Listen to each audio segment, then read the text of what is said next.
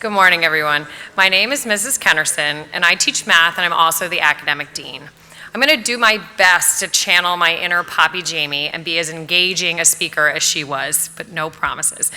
I've met many of you already this fall about your course of study, and I'm looking forward to meeting the rest of you over the course of this year.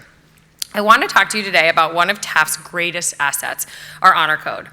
Raise your hand if you've had at least one graded assignment in each of your classes and you've been asked to write the pledge in that assignment this year. I would expect every single hand to be up at this point. Do you know what you're really saying when you're writing that pledge? I'm going to give you a brief history of Taft's honor code and ask you a few questions. According to the papyrus, in November of 1913, the students wrote an agreement that was, quote, a class affair, an agreement among gentlemen. Remember, the school was all boys at the time, and not under the supervision of the faculty. It continued, quote, the class officers shall constitute a committee to deal with any violations of the rule as they see fit. The general gist of each item was that the students were to have absolutely no help whatsoever on any assignment, in or out of class. Collaboration was discouraged, and only the head teachers were allowed to help in any way. The pledge, as we know it today, was added to the honor system in the 1941-42 school year. And the following year, the student handbook explanation of the honor system was greatly expanded. Small changes were made in 1959, and significant changes were made in 1961 and again in 1982, which resembles more closely our honor code of today. I found what happened in March of 1985 to be most fascinating, and that led to further changes.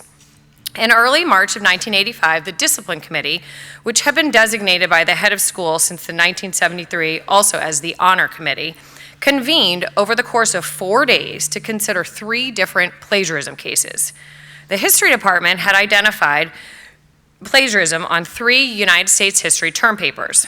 The Discipline/Honor Committee was composed of 6 faculty members and 6 school monitors, with a chairperson who could, if necessary, break ties at the time. The committee heard the first case on a Monday night, and after a meeting lasting 4 hours, their recommendation to the head of school was for a 4-week suspension. The committee heard the second case on Tuesday evening, and this committee was composed of some of the monitors and the faculty who had attended the first Monday meeting, but there were also several other monitors and faculty who had not served on Monday night. After 3 hours, this committee had not reached a decision and suspended deliberations because it was close to lights at 10:30. They reconvened on Wednesday evening, and after meeting for an additional 3 hours, their recommendation to the head of school was for a 6-week suspension. The committee heard the third case on Thursday afternoon, commencing at 4:30.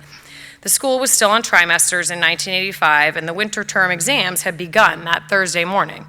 Once again, the composition of the committee differed from the previous evenings, and the Thursday Honor Committee meeting lasted until 12:45 in the morning on Friday, in all likelihood the longest such meeting in the history of the school.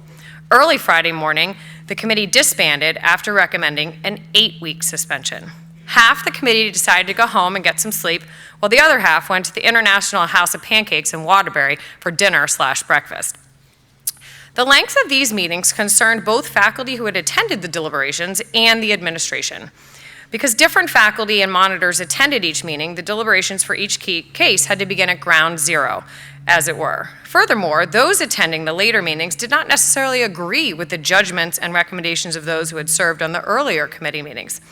The necessity of hearing the opinions of all 12 of the individuals sitting on the committee also contributed significantly to the length of the meetings.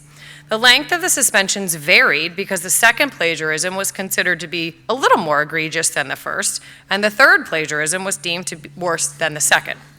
Mr. Lance Auden, the head of school at the time, authorized a committee for the fall of 1985 to develop recommendations for improving the Honor Committee and how it operated. And some of the key changes were that the Honor Committee will consist of 3 faculty members and 3 monitors with a non-voting chairperson, and then that's what we have today.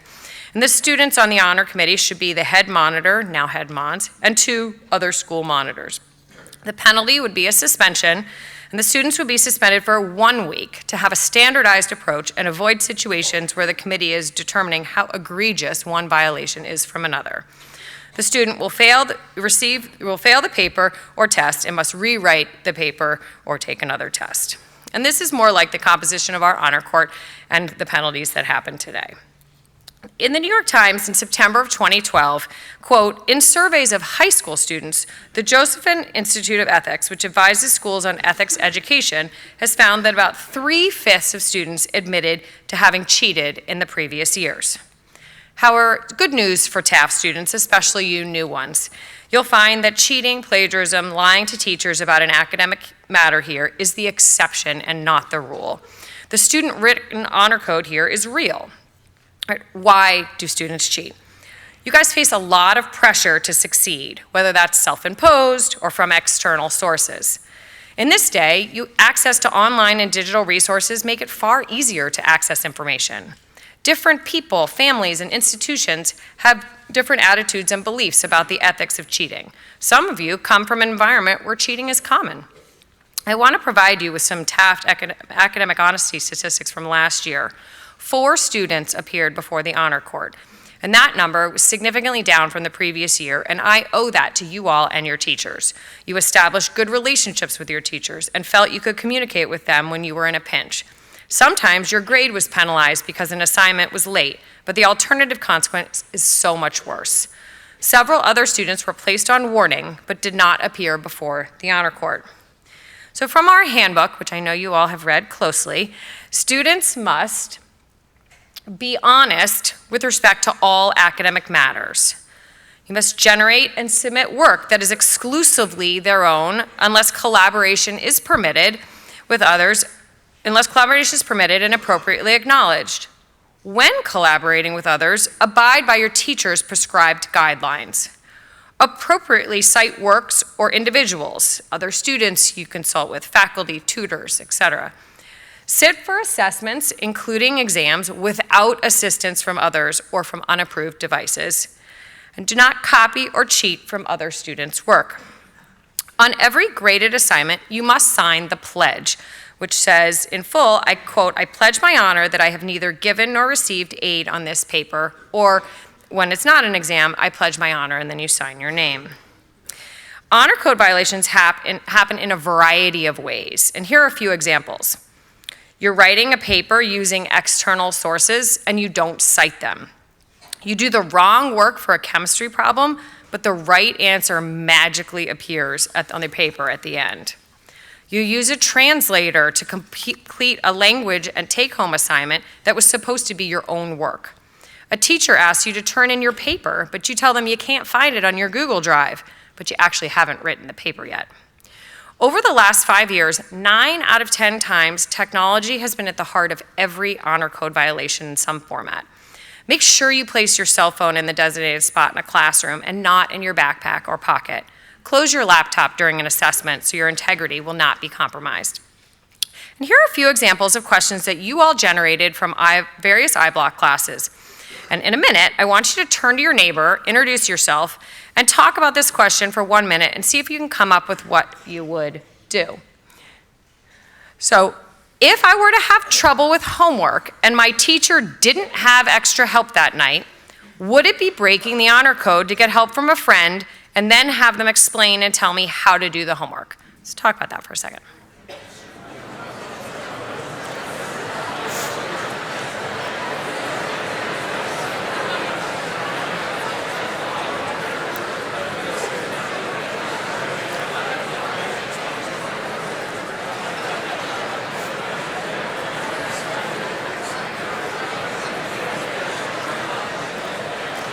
Okay, thank you.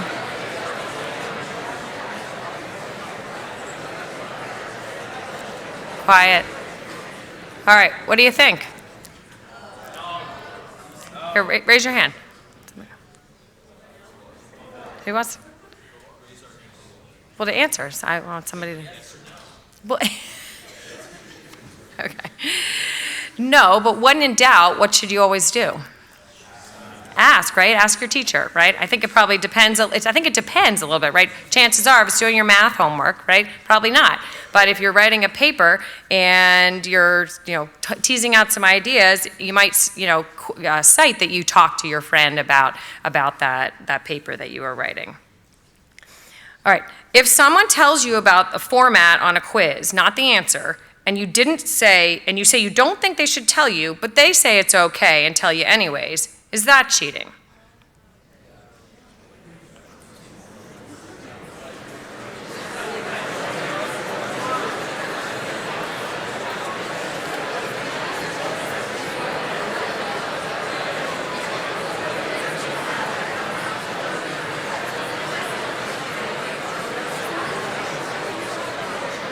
Okay, quiet down, please.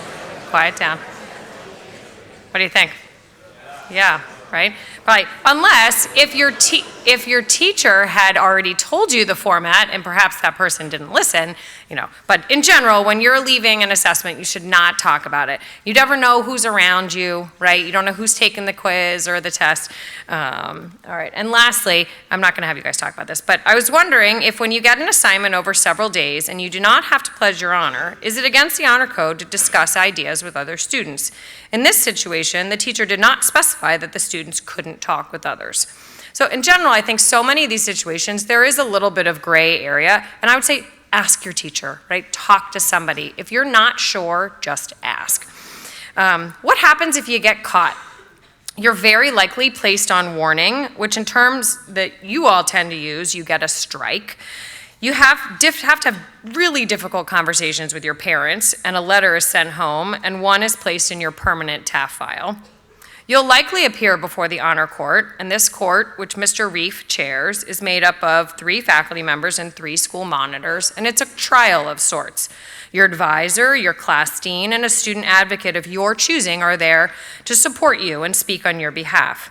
The teacher involved and I are also there to help present the case. A possible outcome of the honor court is suspension or expulsion in addition to being placed on warning. And suspensions become part of your school record and are reported to colleges if a college asks. Possible loss of college offers if the violation occurs after you're accepted. And I also want to provide you with an update on our cum laude bylaws. Induction into the Cum Laude Society, which will happen a week from now, which is Taft's highest academic honor, a student must have demonstrated academic excellence. Quote, cum laude elections should be based on academic excellence in keeping with the original purpose of the society.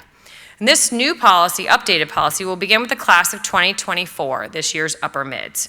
For admission in the fall of senior year, a student may not be considered for admission if they have an academic honor code violation that resulted in an honor court and a subsequent outcome of warning with regard to all matters of academic honor code and or a suspension during their mid or upper mid years.